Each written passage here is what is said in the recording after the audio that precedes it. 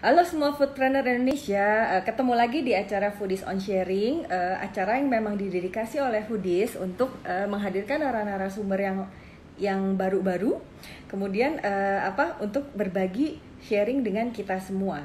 Foodies the first F&B education platform in Indonesia.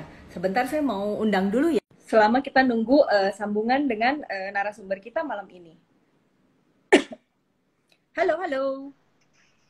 Hai. Halo, Hai Mas Mas Arita. Irfan. Apa kabar? Baik, baik. Wah, Nah, jelas ya suaranya ya? jelas, jelas, jelas banget. Clear. Oke, alhamdulillah, good. Alhamdulillah. Thank you nih Mas Irfan mau nemenin kita ngobrol-ngobrol di Foodies gitu. Jadi ini memang ini semua anggota followersnya sebenarnya komunitasnya foodpreneur semua di Indonesia. Aku senang banget sebenarnya Mas Irfan bersedia gitu karena kan Kita yang makasih diundang lah. gila, siapa sih yang nggak tahu anomali gitu ya. Yaelah, amin. Masih banyak yang belum tahu tapi room to improvement-nya masih banyak. Soalnya aku benar-benar kemarin lebih mikirnya mau nggak ya dia sharing. Ternyata mau, aku bahagia banget. Ya mau lah. Nah, Mas. Pengen belajar juga sebenarnya dari Mbak Sarita. Iya ya, ngomong-ngomong Ahli PR loh ini. Kita tuh terakhir tahun berapa ya, kayak udah lama banget terusan di Bogor kan? Di Bogor, di Istana Bogor yang acara ini kan Hari Kopi Sedunia 1 Oktober. Iya, bener.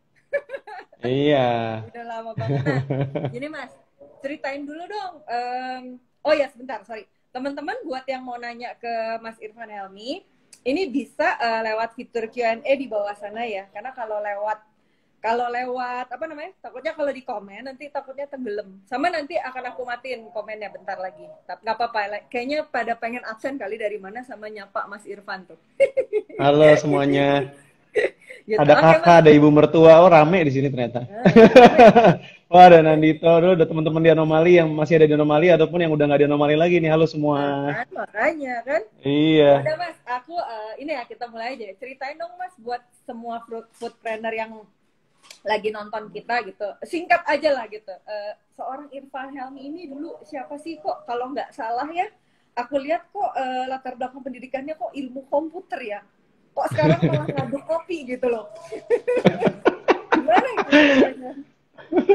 Kalau jadi kita kan nggak tahu hidup kita bawa kemana ya, jadi memang benar-benar dulu tuh ngambil ilmu komputer juga kayaknya mungkin senang ngulik, emang dari dulu tuh senang ngulik, senang elektronik gitu. Terus kayaknya programming kayak bakalan seru nih gitu kan. Sebenarnya pas ketika SMP SMA itu ada cerita yang menarik. Jadi nenek saya tuh nyuruh saya pergi ke Tanah Abang beli kopi. Nama tokonya itu toko Sinar atau toko Cahaya gitu ya. Lupa saya namanya persis. Cuman di situ tuh pedagangnya si ibu pedagang sama bapaknya itu cemong-cemong coklat bubuk gitu. Nah, terus grinding coklat tuh bener-bener ramenya luar biasa. Grindernya tuh banyak banget dan ya ada kopi Sumatera, kopi Jawa, Toraja tuh udah ada tuh waktu saya SMP SMA itu di Pasar Tanah Abang itu. Mungkin itu yang bikin saya ngerasa kopi itu a bit special, apalagi nenek juga brewing kopi itu sehabis makan. Ya long story short lah, habis itu kuliah programming malah saya ada gangguan susah fokus ya. Jadi kalau kerja tuh malam-malam terus, Mas Arita. Jadi butuh kopi kan. Di situ mulai bosan kan kopi-kopi yang sama gitu. Ya udah akhirnya sebelum Anomali ada tuh udah mulai green bean ngulik-ngulik sendiri, roastingnya pakai penggorengan kering, sangrai tanpa minyak gitu. Terus iya kayak kuali gitu, diudek-udek aja gitu kan sampai berapa belas menit gitu. Itu sih mungkin memang suka banget aja sih sama aroma kopi sama ceritanya kopi di belakangnya itu kok kayaknya Indonesia banget, terus beda-beda gitu kan. Suku ini di mana rasanya beda, menanam kopinya di kopi varietasnya beda, rasanya beda. Kok seru banget gitu. Jadi nggak ada habis-habisnya nih. Jadi emang dari dulu naksir lah ya, gara-gara ke itu. Disuruh ke mana, Pasar Baru, tadi mana, sorry? Tanah Abang. Tanah Abang, sorry ya. Sampai sekarang ya masih ada deh di Tanah Abang tuh. Masih ada? Masih ada kayaknya di Tanah Abang tuh. Nah, pengen nanya juga nih Mas. Dulu tuh kan kalau nggak salah Nomali kan berdiri 2007 ya. Udah lama Mm-mm. banget sih. Gila udah lama Belum. banget, lebih dari 10 tahun loh. Luar Tua gue. biasa. Gila. Itu dulu kan maksudnya apa ya? Kalau sekarang kan mungkin orang udah banyak banget ya, gue pengen jadi juragan coffee shop keren-keren gitu kan. Nah. Bergaya-gaya barista di bar tuh kayak keren gitu kan. Sekarang mah udah biasa lah gitu. Maksudnya wajar dan banyak orang bikin coffee shop gitu. Nah, tapi kan Ya. 2007 sih kayaknya sih belum tren ya gitu apa bikin coffee shop. Nah, dulu tuh pas 2007 apa sih gitu yang dilihat kok pengen apa sih ngelihat peluang apa atau misalnya apa motivasi terbesarnya sih bikin Anomali? Nah, 2007 kita mulai tuh sebenarnya 2000 apa gini, anomali tuh di planning tuh semenjak 2005. Mm-hmm. 2005 itu tuh kita ngelihat kan ada beberapa coffee shop dari luar negeri yang masuk ke Indonesia kan Mbak Sarita. Jadi kita ngelihat kalau wah seru juga ya kalau kopi se-30 mili itu kok harga jualnya bisa segitu kan, kaget duluan dong gitu. Espresso gitu kan kok bisa harganya mahal banget, seimprit lagi cuma segini. Terus kita ngeliat juga yang paling laku itu pada saat itu katanya kata orang barista yang di situ, oh Sumatera si gorong-gorong gitu. Pokoknya dari daerah si gorong-gorong. Pokoknya Sumatera ada yang paling laku di brand itu seluruh dunia. Boleh nyebut brand kan nggak apa-apa? Boleh, sebut aja. Starbucks gitu kan waktu itu kan. Nah terus dia bilang paling laku tuh sebenarnya Sumatera sama Kolombia di seluruh dunia gitu. Terus kayak bingung, gila sih kalau misalnya Indonesia itu udah paling laku, berarti kan marketnya ada yang jawab kan sebenarnya. Iya. Sebenarnya saya bukan orang pebisnis sejati sih bisa dibilang. Saya nggak bisa jualan sesuatu yang saya nggak percaya di sini gitu, di ada cost-nya gitu tuh nggak bisa. Jadi kalau pedagang yang bener itu kan mau jual AC, mau jual minyak, mau jual panci itu harusnya bisa mikirin soal strategi, ya kan, market segment. Kalau saya kayaknya nggak bukan pedagang kayak tipe yang kayak gitu, benar-benar mesti percaya sama apa yang kita mau tuju, apa yang kita mau capai, baru yuk ayo dagang gitu. Nah waktu itu Agam dari tahun 2005 kan kita udah ngomongin banyak tuh sama Agam. Agam tuh temen SMA Mbak Sarita di Al Azhar dulu Alpus. Kita berdua yang dirin si Anomali itu kan. Nah di situ kita bilang kalau wah kalau kopi kita bikin panggung kopi asli Indonesia kok kayaknya seru gitu. Dan artisnya itu bukan si Anomali, artisnya itu kopi-kopi Indonesia. Jadi kita ini fungsinya sebagai kurator Mbak Sarita analoginya. Tapi lukisan-lukisan sama pelukis-pelukisnya itu tuh bukan Anomali, tapi betul-betul dari setiap daerah itu kita tampilin gitu. Makanya kalau lihat packagingnya kita, bacaan Aceh Gayonya itu gede gitu, Anomalinya kecil. Mungkin tuh secara sengaja atau nggak sengaja nggak paham deh. Cuman ada ke arah situ memang kita mau ciptain sebuah panggung yang betul-betul rebranding kopi Indonesia gitu kali ya dulu mikirnya ya gitu. Pengennya biar nggak kalah sama si Starbucks kali ya, maksudnya gitu nggak sih? Nah kita mikirnya ya, selain nggak kalah kita mesti mikir memang approach-nya itu beda sama Starbucks. Apa yang kita lakuin yang dia nggak bisa lakuin, banyaknya luar biasa. Kita apa nih aja tuh misalnya? nah satu, kalau perusahaan gede itu pasti nggak terlalu lincah kita. Itu udah pasti. Terus kedua, intimacy terhadap pelanggan tuh juga beda banget gitu. Kayak Mbak Sarita ke Jogja ke warung yang cuma satu namanya Warung Bahmo di di sanalah gitu. Itu kayak datang ke situ yang lama banget ya. Ya kan yang lama banget nunggunya gitu kan. Jadi emang itu yang kita lihat banyak banget. Sebenarnya cara mikirnya menarik, Mbak Sarita, kalau boleh analogi dikit ya. Kita tuh kalau mau berusaha tuh kayaknya perlu ada cara berpikirnya pemulung. Itu banyak kesamaannya.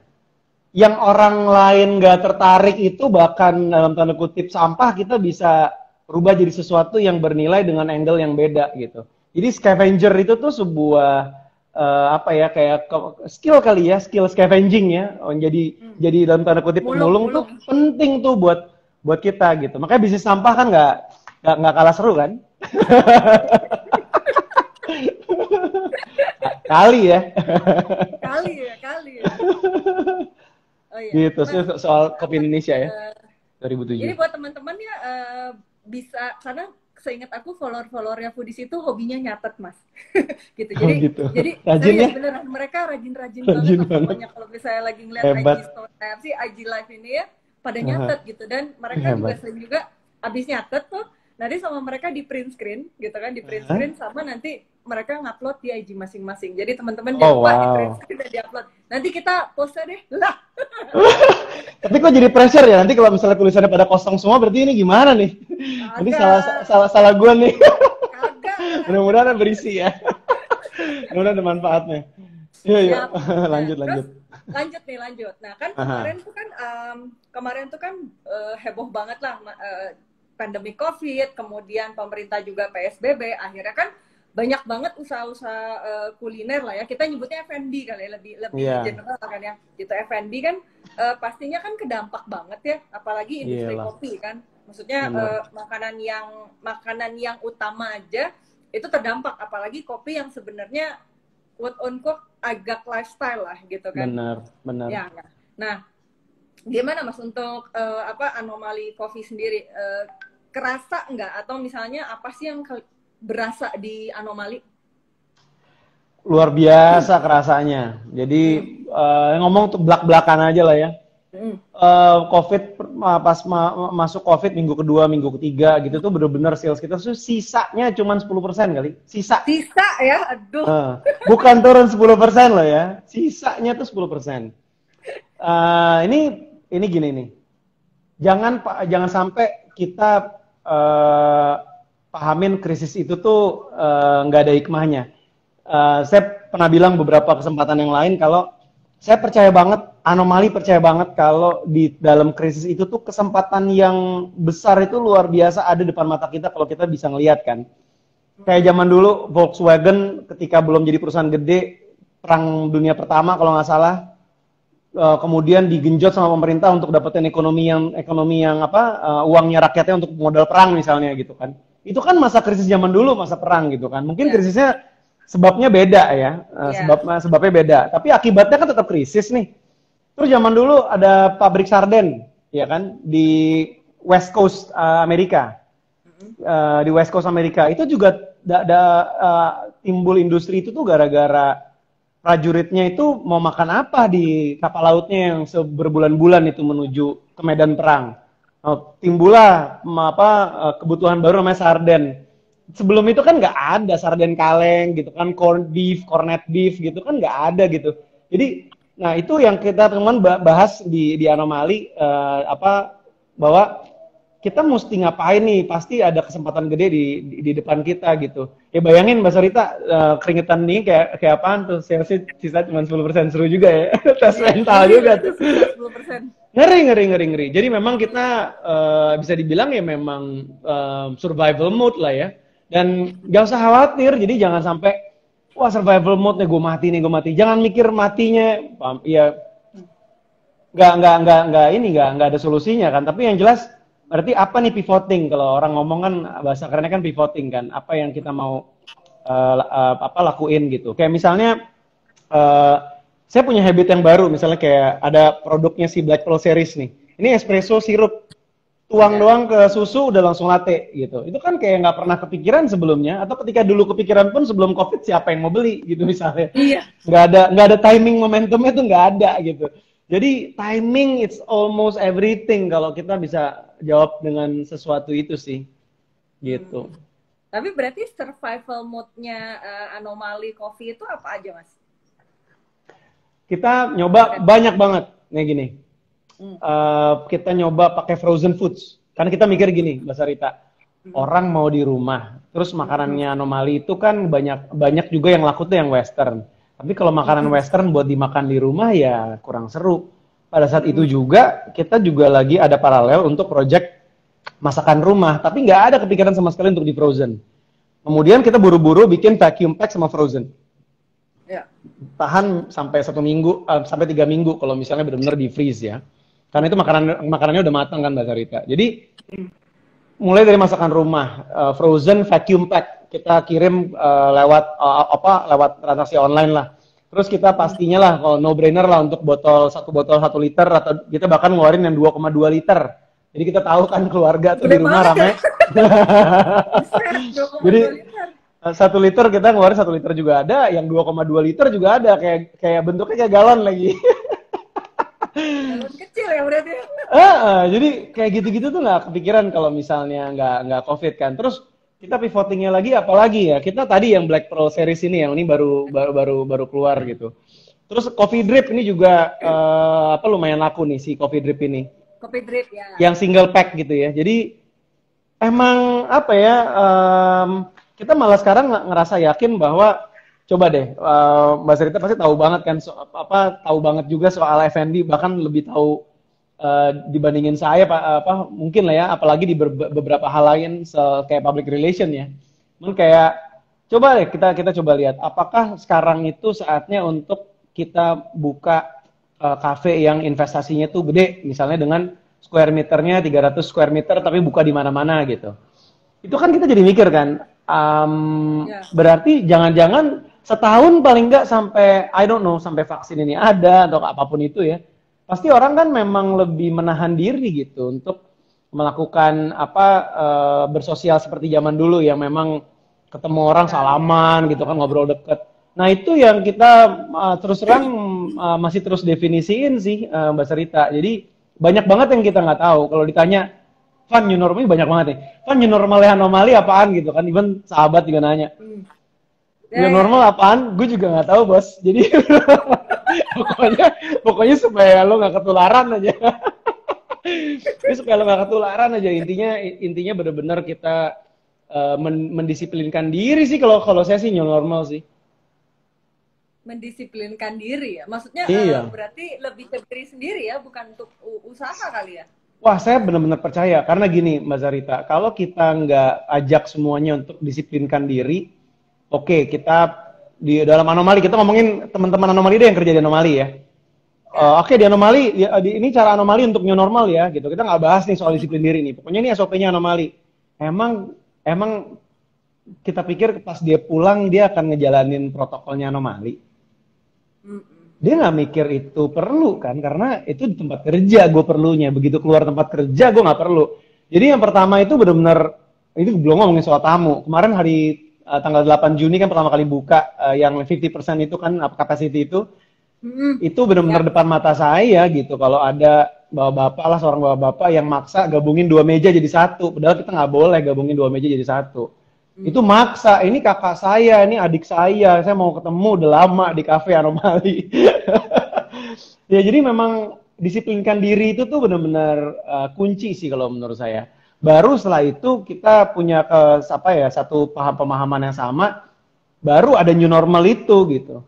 New normal tuh nggak bisa diciptain lewat bioskop, lewat mall, lewat ini mesti dari rumah. Anak kita, istri kita, saudara kita, kakak, orang tua kita tuh gimana tuh gitu. Kalau di rumah nggak disiplin diri, udah pasti ngaco di luar. Berarti bisa dibilang kemarin tuh sebetulnya pivotingnya itu sebenarnya bukan dalam hal bisnis model ya, tapi mungkin lebih ke peluncuran taktik-taktik marketing yang baru kali yang belum pernah dikerjain kan. Saya kayak tadi ada coffee drip, terus tadi ada black apa namanya? Black Pearl series. Ya tinggal di Black Pearl, benar. Gitu. Espresso sirup. Ya, sirup, kemudian bikin kemasan yang 1 liter sama 2,2 liter. Iya. Terus kalau nggak salah sempet jualan juga ya di lapak-lapak gitu ya? Benar di online. Oh, di online salah satu yang lumayan menahan kita supaya tetap bisa bangkit ya. Dari 10% itu pelan-pelan kita salesnya tuh betul-betul naiknya tuh bisa bilang di atas 5-10 kali lipat kali naiknya salesnya di online ya, Mbak Sarita. Jadi benar-benar iya dari yang dulu ya, dari sebelum COVID ya. Dari sebelum COVID ya. Terus kalau ngomongin soal pivotingnya tuh ke arah marketing, sebetulnya gini.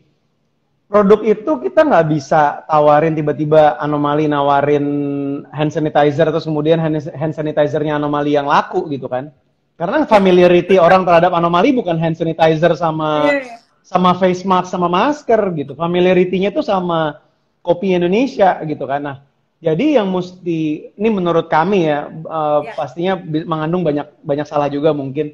Kita benar-benar percaya kalau format itu penting.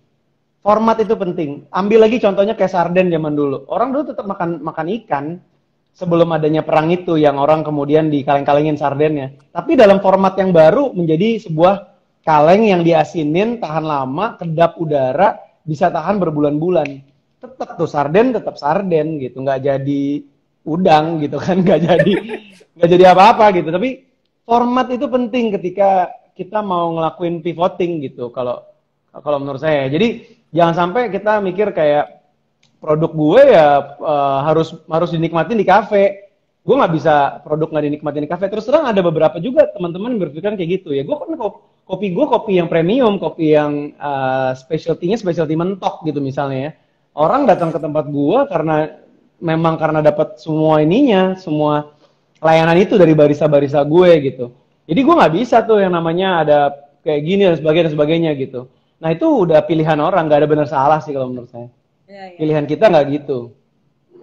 Nah, tadi Mas kan katanya online itu kan sebenarnya salah satu solusi kemarin ya untuk nambahin si sisa sales yang 10% tadi. Nah, berarti kan ini sebenarnya kan kenaikannya itu cukup besar banget gitu ya. Nah, gimana pemikirannya gitu ke depannya? Apakah nanti si jualan-jualan via online ini kan ternyata memang bagus. Apakah nanti diseriusin kah? Atau misalnya ada nggak, maksudnya pemikiran ke depan tuh kira-kira tuh akan jadi new normalnya anomali nggak lah? Gue nanyanya. Kira-kira gitu. Maksudnya ke depannya apakah si penjualan lewat online ini apakah jadi new normalnya teman-teman foodpreneur juga ke depannya? Saya benar-benar percaya banget sama online tuh mesti diseriusin bener-bener waduh udahlah pokoknya kalau nggak online susah lah kalau menurut saya sih. Maksudnya segitunya udah kita percaya gitu. Jadi bukan berarti anomali tokonya bakal tutup terus nggak buka lagi. Enggak gitu. Cuman kita melek aja sekarang. Kita melek terhadap keadaan di mana kita nggak tahu ke depan tuh bakal kayak gimana kan gitu. Dan ketika kita ngelakuin online ini ternyata efisiensinya luar biasa Mbak Zarita. Ini contoh blessing in disguise ya, hikmahnya gini. Kita jadi tahu pas kita nawarin dropship di Bogor gitu ya, gara-gara COVID kan nih, Mr. COVID datang nih kan, yang salah kan selalu laki-laki nih, makanya namanya Mr. COVID lah ya. Jadi si Mr. COVID datang nih, terus kita kesusahan dong, ya kan, kesusahan gitu. Tapi jadi buat kita mikir kan, ini kalau misalnya Anomali bisa jualan online, bikin dropship yuk di Bogor, bikin dropship yuk di Bandung misalnya. Terus ketika kemudian gitu kali ya. Itu dia, belak-belakan lagi nih. Jangan-jangan apa kita buka toko online aja gitu di luar kota misalnya gitu kan. Terus nggak perlu ada toko. Iya, jadi benar-benar idenya ini kan ide omong kosong lah ya. Ide omong kosong yang benar-benar mesti dikerucutin lagi gitu ya. Mesti ada survei sedikit lah gitu. Tapi mana kepikiran sih zaman dulu untuk online bikin virtual store ada di Tokopedia Bandung, tapi tokonya Anomali nggak kelihatan. Iya.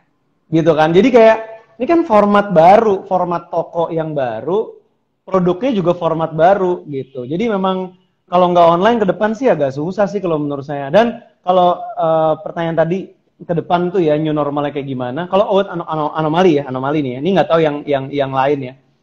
Kan kita banyak nggak taunya dibandingin taunya nih sekarang. Tapi kami duga, Anomali duga, store-nya itu udah kayak nggak perlu gede-gede deh.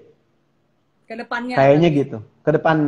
Kedepannya kayaknya belum tentu store yang butuh gede-gede gitu yang kita incer. Terus orang jadi melek ketika sekarang itu di mall ya lumayan tuh. Maksudnya lebih kerasa lebih cepet kalau boleh terus terang ya dibandingin sama store yang nggak ada di mall gitu Mbak Sarita. Jadi I don't know, contohnya kayak di kota Surabaya sebelum COVID aja, nggak tahu deh, ngerasanya ada beberapa survei kasarnya Anomali itu mall tuh udah mulai nggak terlalu profitable gitu, di beberapa kota lah ya. Nah ya, dan kebetulan juga Anomali juga bukan jagoan mall juga sih, mungkin bias juga. Tapi kalau ke depan kayaknya lokasi-lokasi kreatif itu bakalan lebih banyak ya, jangan-jangan. Jadi stand alone gitu ya, yang space-nya juga reasonable. Kemudian kolaborasi kalau saya duga lagi tuh bakalan banyak tuh. Jadi misalnya nanti Cafe Sarita, Cafe Irfan sama es krimnya siapa, sama donatnya siapa, buka yuk satu, nyewa satu ruko branding gitu. Terus kita bagi-bagi lapak sendiri misalnya. Kayaknya itu bakal bisa ngebantuin OPEX. Karena yang bikin kita melek dari COVID ini kan cash flow. Kalau cash flow itu bermasalah, kita mesti solusikan dengan cara OPEX-nya kita turunin gitu. Nah, OPEX yang turun itu nggak bisa kalau tidak berkolaborasi. Iya, benar. Gitu. Benar. Nah, kalau nah kira-kira ya, tapi peta persaingan industri kopi ke depannya itu ada nggak, Mas? Mungkin pendapat, prediksi atau tebak-tebakan lah gitu. Kira-kira gimana? Iya. Ini kan apa namanya ya? Saya tuh nggak ngerasa sama sekali saya lebih tahu dibandingin siapapun lah ya di sini, apalagi foodies tuh jago-jagoan semua gitu. Tapi kalau makanya tebak-tebakan. Tebak-tebakan tuh, kalau saya tebak-tebakan untuk coffee scene ke depan itu akan benar-benar terbukti mana yang perusahaan yang peduli terhadap kopinya atau peduli terhadap bisnis modelnya. Kebayang nggak? Itu halus banget tuh ngomongnya. Kayak gini. Ketika kita jualan kopi, orang customer tuh tahu kopinya itu benar-benar lo jual nih gitu. Jual, lo ceritain misalnya. Tuh nggak usah diceritain deh. Bener aja, konsisten aja rasanya. Terus baristanya ngelakuinnya tuh juga hygiene bener aja, terpercaya gitu. Itu kan benar-benar menjual produk dan benar-benar pengen nyenengin customer gitu. Tapi ada juga beberapa bisnis lain yang memang memodelkan bisnisnya bukan menjual produk itu, tapi lebih ke arah misalnya sistem skema franchise. Oh, yang penting saya juga. Ya. Nah, jadi gini, saya nggak sama sekali against franchise lah. Orang anomali juga ada kok franchise gitu kan, di beberapa lokasi juga ada. Tapi kita tuh bukan ngejual, model kita tuh bukan franchise. Franchise itu cuma ngebantu kita untuk bisa expand. Ya. Nah, kalau kita lihat sekarang scene-nya itu ada yang betul-betul dia bukan nggak terlalu peduli juga tentang kopi, tapi dia menjadikan franchise itu tuh jadi kayak cash cow-nya gitu. Jadi kalau dia nggak buka toko dia rugi.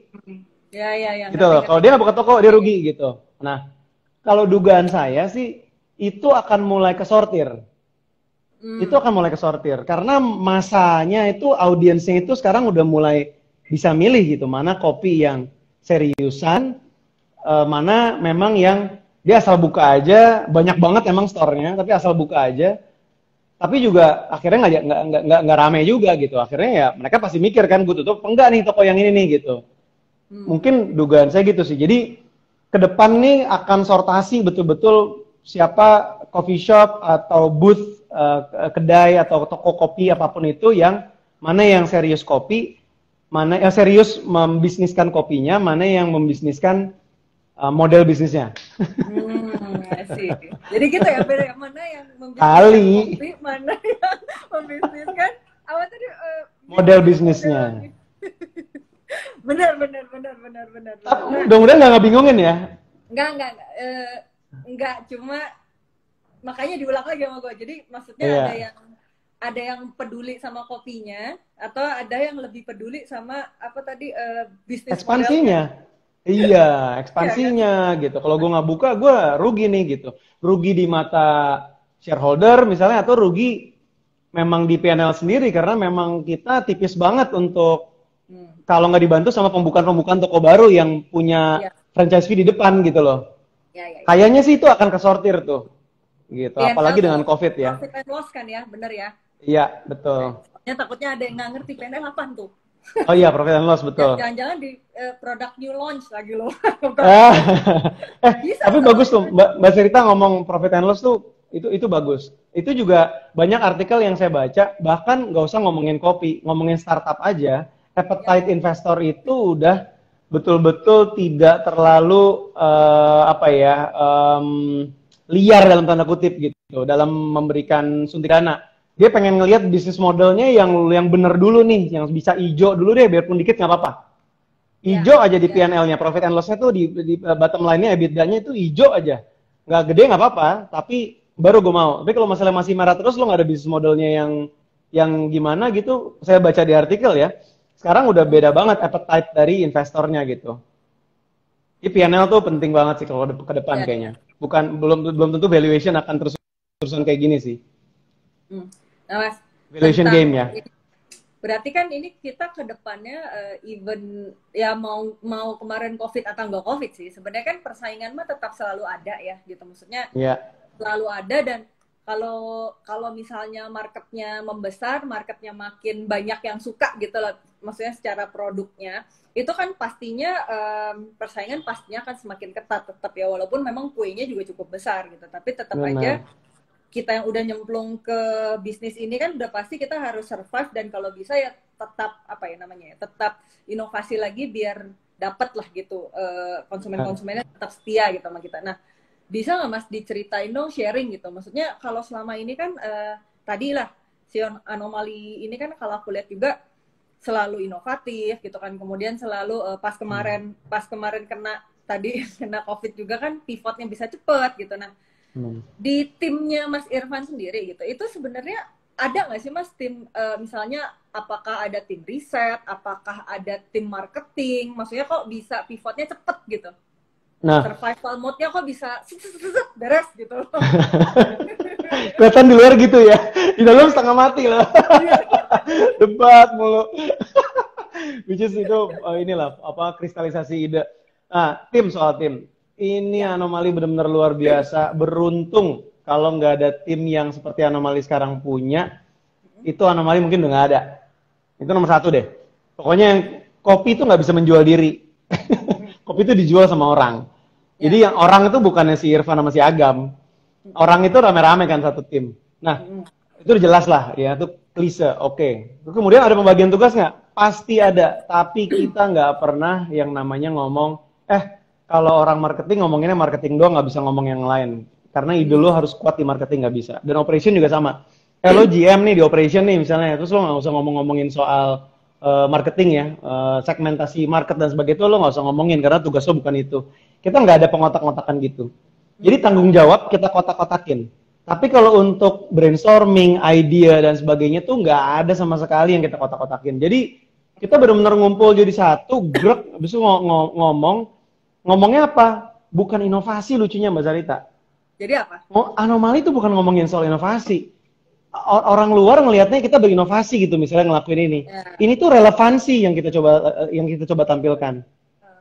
Jadi kalau kita tujuannya inovasi, kita hidup hanya untuk melakukan inovasi yang belum tentu dibutuhin sama orang lain. Tapi kalau udah berinovasi berarti lo sukses. Kayaknya buat apa gitu berarti inovasi gitu kan. Tapi kalau kita kejarnya itu relevansi, dan alat untuk mencapai relevansi di mata konsumen itu adalah inovasi, itu baru kita ngerasa itu vibes-nya sama tuh sama anomali gitu. Jadi kata kunci kita tuh betul-betul relevansi sama keadaan, sama orang, sama konsumen gitu sih. Relevansi, nih gue sambil nyatet jadinya, relevansi keren soalnya. Jadi relevansi itu sama orang, sama kondisi ya. Iya, sama kita juga sama loh ya, relevansi sama direksinya, sama pemegang sahamnya, sama seluruh timnya tuh penting banget gitu. Karena opsi untuk kita berkembang itu berjuta-juta dan banyak pula yang bisa berhasil. Tapi pilihan kita untuk memilih satu atau dua keputusan penting itu kan karena relevansi kita bisa ngelakuin itu. Nah, ketika relevansi yang maksudnya tuh inward sama outward ya. Kalau outward kan udah pasti sama konsumen kan, sama konsumen. Inilah pokoknya market lah. Tapi kalau internal, apa yang kita punya, apa knowledge yang kita udah pegang, orang kenal kita sebagai kita yang seperti apa, relevan nggak kalau kita tiba-tiba jualan misalnya something apa ya? Saya selalu juga belajar banyak dari merek Yamaha ya. Yamaha kemarin sempat bahas juga tuh. Yamaha itu kenapa kok dia bisa jualan motor 4 tak yang harganya bisa dibilang salah satu yang paling affordable. Ini bukan ngiklanin Yamaha nih, Honda juga bagus kok. Tapi Honda nggak punya grand piano, Mas Arita. Honda nggak punya grand piano. Jadi yang ditampilkan sama Yamaha ini ada Yamaha Musik, Yamaha Music Instruments, Yamaha Music School, Yamaha mesin motor, mesin boat. Terus apa dong? Kalau ini nggak ngomongin soal relevansi inward sama outward. Apa dong kalau misalnya Yamaha itu cuman ngelakuin inovasi for the sake of the innovation gitu. Not for the sake of being relevant to the market gitu. Nah, Yamaha itu jadi satu kasus yang menarik sebetulnya untuk Anomali dan teman-teman juga mungkin bisa pelajarin gitu. Bahwa nggak boleh kita ngotak-ngotakin. Nggak boleh kita punya visi yang justru ngotak-ngotakin kita hanya jual sepatu. Saya kasih contoh lagi gini. Branding yang kuat misalnya gini ya. Kebayang nggak kalau misalnya Apple atau Nike kemudian suatu saat nanti bikin airline, ya. Ini kita berandai-andai ini. Terus Mbak Sarita bayangin desain interior airline-nya, kebayang nggak? Apple sama Nike yang buat tuh kayak gimana? Kayaknya keren deh.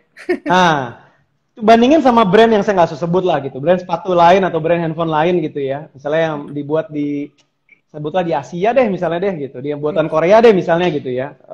Banyak juga yang bagus, saya juga pakai handphonenya. Cuman saya nggak kebayang kalau dia bikin airline gitu. Airline, ya. Desainnya kayak gimana, dudukannya, terus lampunya. Kalau Apple yang buat tuh saya lebih kebayang gitu. Nah, itu yang bagi Anomali itu seru untuk kita framing gitu. Jadi bukan dikotomi produk, tapi sebuah janji kepada konsumen yang kita framing gitu. Jadi ketika kita mau bikin produk apapun, customer tuh udah ngerti, Anomali nih yang buat. Ini si Apple yang buat, ini si Sarita nih yang buat gitu. Berarti kayak Find Your Why-nya Simon Sinek kali ya, kurang lebih mirip gitu nggak sih? Mungkin juga. Purpose ya. Ya benar nggak sih, purpose lo bikin usaha tuh mau ngapain sih gitu? Emang benar kan? Balik lagi kalau disambungin, apakah lu memang purpose-nya emang lu cinta banget sama kopinya atau cinta sama bisnis model? Tetap lo disambungin sama gue. Gak salah kan cinta sama bisnis model kan, karena nanti suatu saat nanti nggak salah. Nanti suatu saat nanti dia nggak akan main di kopi doang, dia akan main di yang lain karena bisnis dia bukan kopi, bisnis dia adalah the business model gitu, not the product, not the service. Gitu. Nah, ini sedikit gimana ya ngomong, ini agak sedikit personal sih sebenarnya. Sebenarnya kan Irfan ini kan sebenarnya owner juga, co-founder juga lah ya, manajemen juga gitu. Nah, gimana caranya Mas Irfan ini bisa terus-terus update gitu? Apakah memang maksudnya update diri, terus kemudian dari update kompetensinya juga kan pasti naik-naik terus lah ya gitu kan? Bisa nggak sih di-share gitu apa? Tiap hari tuh ngapain atau makan apa biar pinter, baca apa atau nonton apa gitu loh? Apa sih kita yang dikerjain? Aduh. Pertama-tama saya nggak ngerasa itu semua. Terus terang saya nggak sama merendah sama sekali. Saya nggak ngerasa itu semua. Saya bahkan kalau berpikir terus terang, kadang-kadang suka berpikir kayak gini ngomongnya. Partner saya Agam. Kalau masalah kayak gini, si Agam akan ngelakuin apa ya? Saya sering tuh kayak gitu. Misalnya saya kenal sama seseorang nih, yang saya dekat gitu. Misalnya, taruhlah istri saya misalnya. Kadang-kadang ada beberapa masalah yang kalau istri gue yang ngalamin ini, dia akan ngelakuin apa ya? Atau kalau pemikiran gue habis baca buku misalnya Muhammad Hatta nih, kalau Bung Hatta yang ngadepin ini kira-kira dia bakalan ngapain ya? Terus terang saya mungkin nggak tahu deh apa itu bentuk secara psikologis kita nggak terlalu percaya diri atau memang pengen cari sesuatu angle yang beda terus menerus supaya kita nggak ngerasa kekunci sama pengalaman kita. Kadang-kadang jadi penjara kita tuh juga menurut saya tuh valid ya. Jadi pengalaman kita tuh kadang-kadang jadi penjara kita, padahal bisa jadi nggak terulang juga dengan satu kejadian yang sama gitu. Jadi ketika kita lihat angle yang beda, jangan-jangan solusinya bisa jauh berbeda outputnya dibandingkan sama yang dulu kita pernah alamin. Jadi berpikir di posisi orang lain gitu, itu juga exercise yang menarik. Kalau setiap, mungkin nggak, kadang-kadang setiap hari, kadang-kadang juga nggak setiap hari, saya baca buku di ringkasan namanya Blinkist, itu lumayan, app itu yang lumayan bagus. Blinkist, Blinkist, Blinkist, blink, ngedip, IST. Nah itu ya Blink, IST. Jadi Blinkist, IST, India Sierra Tango. India Sierra Tango, oh Blinkist, ya. Nah Itu kayak app yang merangkum buku-buku yang best selling. Jadi banyak-banyak buku-buku manajemen, buku-buku biografi, buku-buku filsafat yang kemudian dirangkum menjadi 7 sampai 13 halaman. Saya suka naik sepeda, saya buka itu jadi audiobook, saya play. Itu bukan berarti saya ngerasa memahami buku itu, tapi cara kita menghabiskan waktu tuh jadi perlu untuk kita pikirin terus gitu. Jangan cuman kayak oke gue dengerin saya juga suka musik gitu kan dan suka banget malahan sama musik gitu ya. Tapi ketika naik sepeda terus kemudian dapat Blinkist yang ada buku menarik gitu tentang alchemy. Baca buku tentang alchemy itu bagus banget soal branding. Alchemy. Nah, itu jadi bisa diskusi sama diri sendiri gitu ketika baca buku-buku kayak gitu. Nanti begitu buku itu bagus secara rangkumannya, kita baru bisa beli. Ya kan biar nggak boros lah Mbak Serita. Kalau nggak beli buku terus kemudian bacanya juga kadang-kadang nggak sampai tuntas kan karena pas tengah-tengah buku, aduh ternyata bukunya misalnya udah kebayang deh. Kadang-kadang kita suka tahu kan pada. Tapi kalau pakai Blinkist tuh lumayan ngebantu sih. Itu apa ya, teknis kali ya. Sorry kalau agak teknis. Cuman memang itu sih mungkin kita perlu berpikir lewat kacamata orang lain selalu, almost all the time, selalu ya. Selain dari diri kita sendiri ya. Terus juga di cara kita ngeluangin waktu juga perlu dipikirin sih. Even kayak cuma sekedar olahraga, apakah dengerin musik terus-terusan itu adalah waktu yang well spent atau enggak, itu juga bagi beberapa orang beda-beda. Nah, saya milih banyakin untuk bacain audiobook lah. Audiobook ya? Audiobook tuh bagus banget. Di Blinkist itu ya? Di Blinkist itu. Ya itu sih. Sebulan 200.000. Apa? Sebulan 200.000. Kalau nggak salah ya. Kalau nggak turun. Kalau nggak salah turun 120.000 apa gimana tau deh. Itu berarti app ya? App di handphone kan ya? App, kita langganan. Berarti buat teman-teman entrepreneur ya, berarti sebenarnya nggak apa namanya ya, ya Mas Irfannya juga kan manusia biasa ya, apa? Iyalah. Maksudnya artinya sebenarnya yang paling penting itu adalah kitanya sih yang harusnya mau belajar terus menerus gitu ya. Benar. Ini nih ada pertanyaan dari apa namanya dari teman-teman foodpreneur ya, sebenarnya agak teknis sih ya, tapi coba aku bacain aja. Agak teknis sih, dia nanya nih, apa selama social distancing ini ada keringanan biaya atau tempo dari landlord mengetahui traffic di offline store menurun. Nah, mungkin lebih ke apa ya, study case-nya aja kali ya, maksudnya mana? Nah, ada yang iya, ada yang enggak. Saya mungkin apa namanya nggak terlalu enak kalau saya share mana yang iya mana yang enggak kali ya. Tapi jangan. ada juga yang nggak ngurangin biaya tapi dikasih apa namanya lo bayarnya nggak usah bulan ini tapi mulai tahun 2021 mulai bayar sewa yang 2020 itu juga ada. Terus ada juga yang sewanya turun sampai 50% itu juga ada. Terus kemudian apalagi ya keringanannya ya, ada yang kita renegosiasi bahkan supaya tahun 2021 itu kan biasanya suka ada kenaikan persentase tuh kayak 5% kenaikan gitu kan sewa ya kan biasalah itu kontraknya udah kita sign tuh Mbak Serita, cuma kita renegosiasi ya mudah-mudahan sih mereka melunak. Ini belum tahu sih, cuman renegosiasi tuh harus diambil lah langkahnya lah, jangan sampai mana mau mereka ngurangin sewa, you'll never know. Push aja terus ke landlord. Pasti mereka juga lama-lama terketuk kok ininya hatinya kok. Terketuk hatinya. Nah. Mas, bisa nggak cerita dong prediksi lagi gitu ya untuk industri kopi 3-5 tahun ke depan itu tuh akankah, maksudnya gimana ya kan? Akankah susah banget pertanyaannya. Yaudah, diganti deh kalimatnya bukan prediksi, andai-andai lagi gitu kan, andai-andai. Tebak-tebakan boleh. Tebak-tebakan boleh. Jadi dalam jangka panjang gitu, kira-kira tuh peta apa ya, maksudnya peta persaingannya itu akankah ke depannya ya, akankah makin banyak yang main gitu atau mungkin kan kalau setelah, aku yakin kayaknya setelah COVID ini kan kemungkinan banyak juga industri apa namanya coffee shop yang tumbang tuh terus terang kan cukup banyak juga ya sekarang ya. Terutama yang bukan jaringan, maksudnya yang standing alone yang gitu. Ngerti. To be honest, banyak sih yang tumbang sekarang karena kelihatan lah Ya nggak cuma benar. coffee shop lah, semua juga banyak yang tumbang. Nah, Iya, tapi maksudnya ke depannya itu 3 sampai 5 tahun ke depan itu kira-kira akan wave-nya naik naik lagi kah gitu kan? Kemarin-kemarin kayaknya sempat ada satu tren di mana kayaknya semua orang jadi masuk ke kopi semua gitu kan. Semua orang iya, bikin, ya maksudnya semua orang bikin brand kopi dari yang artisan atau yang apa namanya yang cuma booth. Ada itu kan kemarin tuh bener-bener luar biasa banyak banget. Nah, benar. kedepannya mas kira-kira nih kalau prediksi aja sih, tebak-tebak lagi lah gitu kan. Ya, Tebak-tebak lagi. tebakan ya. Kira-kira gimana ya? Ya, kalau saya ngelihat sekarang customer itu udah mulai select. Kita mulai dari customer karena kan semua demand Ya, driven ya, Mbak Sarita ya. ya, Jadi ya, kalau kita ngelihat ya, in ya. favor of the investor, kayaknya investor punya dana segitu banyaknya juga. Kalau demand yang nggak ada juga akhirnya mubazir. Jadi kita Ya. selalu ngelihat itu dari customer. Oke, what Hmm. does the customers want? Iya kan? Apa Hmm. yang dibutuhin selama 3 sampai 5 tahun ke depan?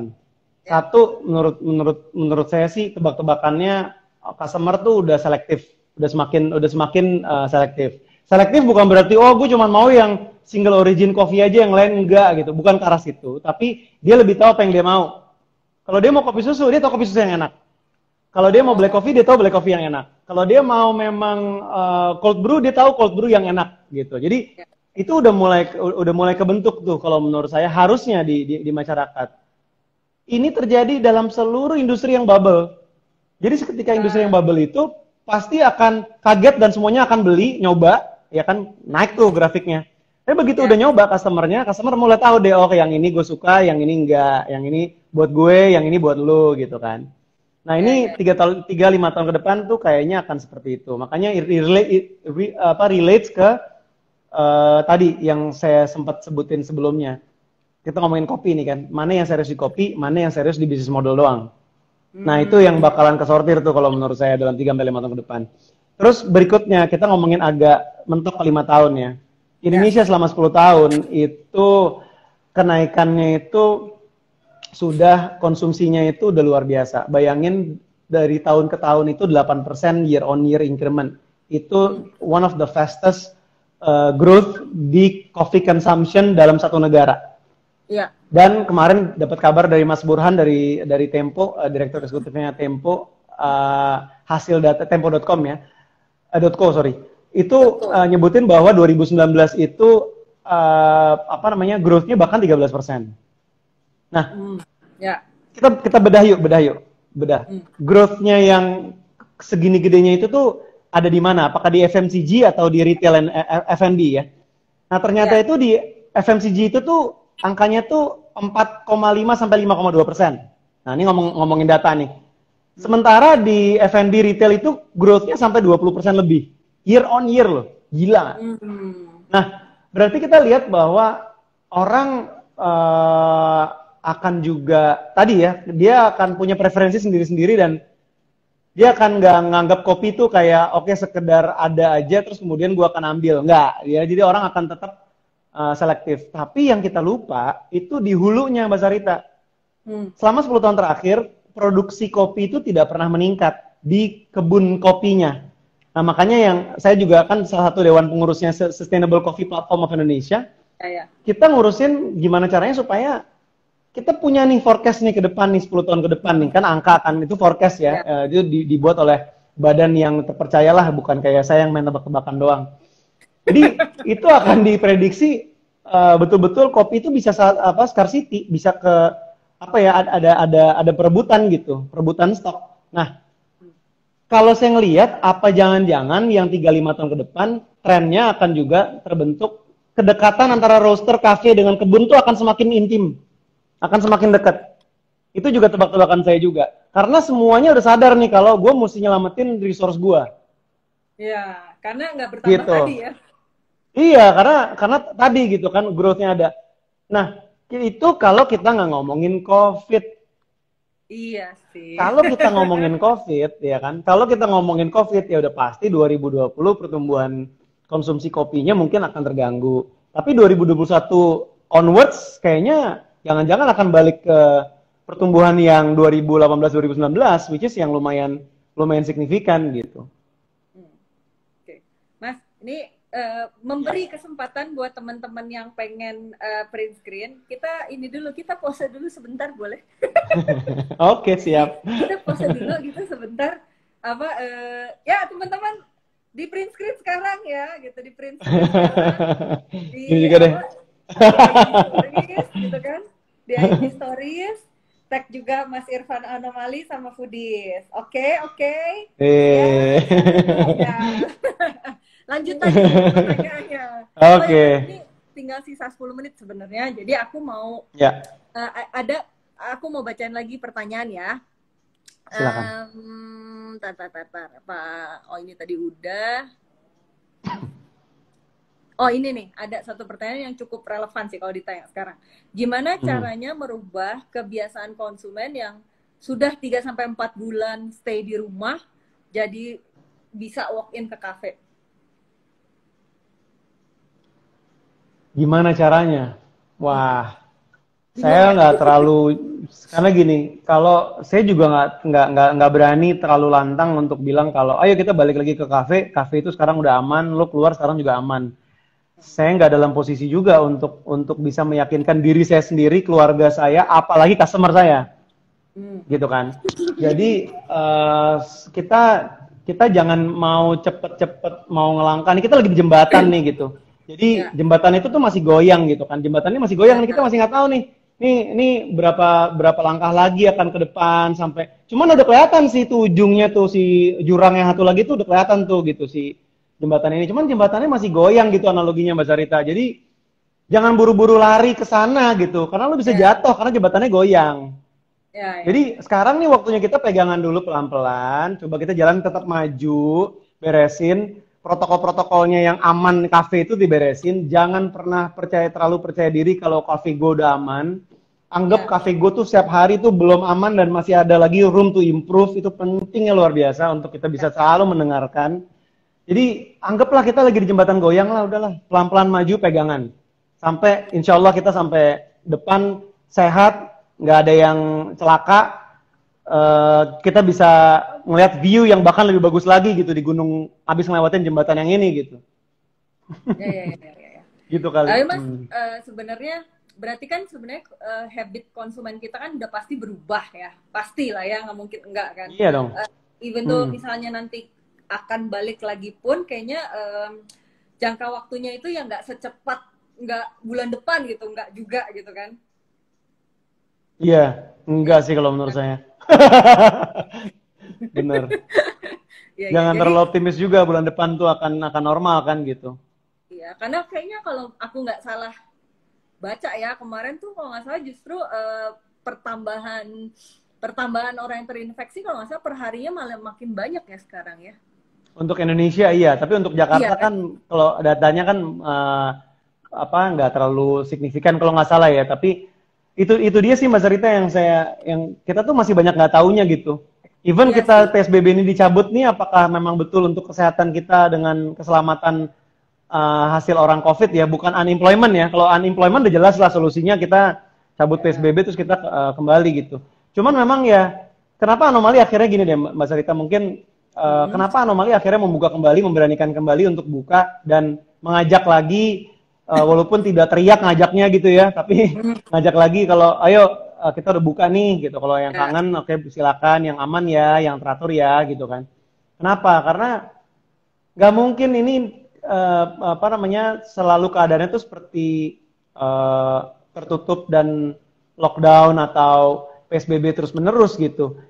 Yang mesti kita lakukan itu adalah disiplin diri, yang kita mesti membiasakan diri supaya ekonomi itu bisa jalan gitu. Jadi selama kita semua teman-teman kuliner, pengusaha-pengusaha kuliner, apalagi anomali lah ya, kita masih banyak juga yang perlu kita pelajarin. Kalau kita bisa mendisiplinkan diri kita, mendisiplinkan diri dari setiap staff sampai ke customer, kayaknya jangan-jangan jembatan goyang itu tuh agak lebih cepat tuh gitu untuk kita lewatin gitu.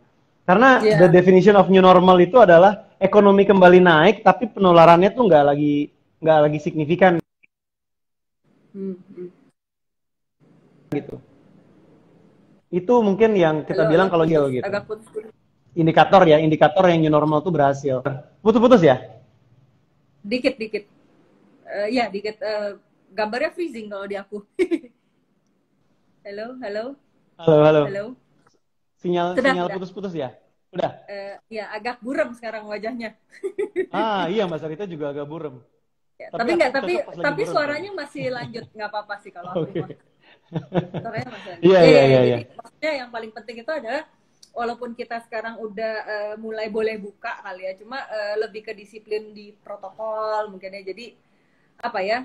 Jadi nggak tiba-tiba rame gitu. Jadi benar-benar di apa ya? Sama-sama masih disiplin, tapi memang Iya, mungkin kita udah mulai ada sedikit kelonggaran lah ya. Maksudnya minimal harus udah bisa nongkrong di luar, tapi hati-hati mungkin gitu bener. kali maksudnya ya. Jadi nggak Saya rasa terlalu. harus gitu. Kalau nggak nanti korbannya jadi banyak, nggak cuma korban yang memang COVID aja, tapi memang korban yang orang mental health. Mbak Sarita tahu kan cerita banyak banget orang yang nauzubillah min dzalik ya bunuh diri gitu karena memang Iya. dia ngadepin COVID ini memang nggak gampang gitu kan. Siapa sih yang gampang ngadepin ini semua? Nah, itu tuh jadi fatality-nya jadi macam-macam gitu, jadi merembet. Jadi new normal itu indikator berhasilnya ekonomi jalan, penularannya kecil. Apa tuh gimana caranya? Mau itu pakai masker, mau pakai helm kayak, mau pakai jaket double, pakai deh tuh jaket double gitu kasarnya. Iya, iya, iya, iya, iya, iya, iya. Iya sih, iya, iya, iya. Jadi maksudnya kita juga harus sama-sama pebisnisnya juga mungkin harus disiplin gitu ya. Jadi kalau memang dibilang harus tutup jam 7 ya tutuplah jam 7 gitu. Jangan dibuka sampai jam 12 gitu kali ya. Tapi dari sisi Iya. konsumen juga mungkin harus lebih bisa menahan diri juga kali ya. Jadi kalau misalnya dari tempat kafe atau restorannya bilang mejanya nggak boleh disatuin ya jangan paksa gitu kan. Karena Iya. kejadian sih di beberapa tempat di Bandung juga aku lihat ada juga sih yang tiba-tiba kok ini restorannya ramai banget ya. Ini kayak lagi nggak ada apa-apa gitu kan. Tiba-tiba rame, tiba-tiba berkerumun. Aku juga nggak ngerti sih kenapa gitu. Tapi ya mungkin Iya. itulah kita Iya. kita berdua mungkin sebagai orang-orang yang mungkin juga punya bisnis di kuliner ya harus Iya. kitanya juga harus sadar. Tapi kita juga menghimbau kepada teman-teman di luar sana yang konsumen juga itu patuhilah gitu lah. Jadi kita bisa sama-sama lewatin jembatan tadi ya. Kita bisa Iya. lewatin Amin, jembatan itu amin. lebih cepat mungkin ya. Justru kalau kita Benar. bisa apa namanya bisa lebih hati-hati dan safety. Nah, Mas, ini kan sisa tinggal 3 menit sebenarnya. Mhm. uh, aku mau minta ini aja deh pesan-pesan, tips atau sharing dari Mas Irfan untuk foodpreneur yang lagi nonton IG Live, kira-kira apa nih? Pesen, mungkin ya pertama-tama kita selalu ngelihat banyak sejarah.